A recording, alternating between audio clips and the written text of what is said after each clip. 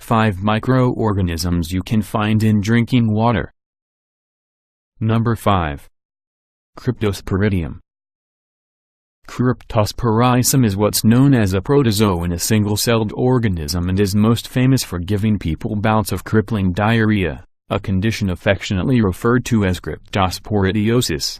The protozoa works like a parasite, latching onto the intestines and laying eggs in a person's fecal matter, and that's how it spreads. When drinking water becomes contaminated with infected fecal matter, crypto moves on to new hosts. We have safeguards in place to stop it from happening, but on a good day it only stops 99% of the cryptosporidium. In 1998 a crypto bloom broke out in Sydney, Australia. Officials noticed the rise, but didn't act for a few days because the levels were still within acceptable health limits. That means that there are acceptable levels for a diarrhea-inducing parasite that comes from poop in your water. Number 4. Anabenna sp.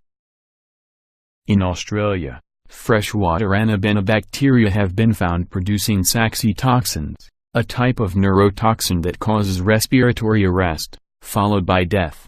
The military has even gone so far as to classify saxitoxins as Schedule I substances with no practical use outside of weapons manufacture.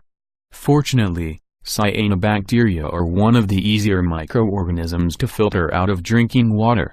For now. Number 3. Rotifers. Rotifers are a relatively common microorganism that can be found pretty much everywhere in the world.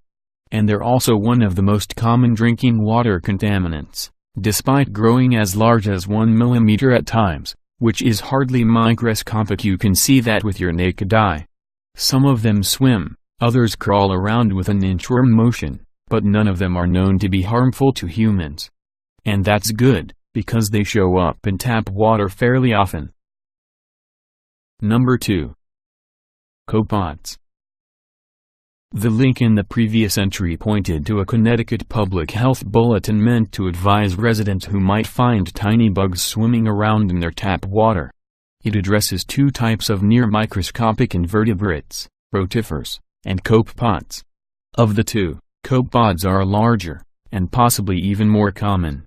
They can grow up to 2 millimeters, and they're actually a type of crustacean, sort of like miniature shrimp. And they're everywhere.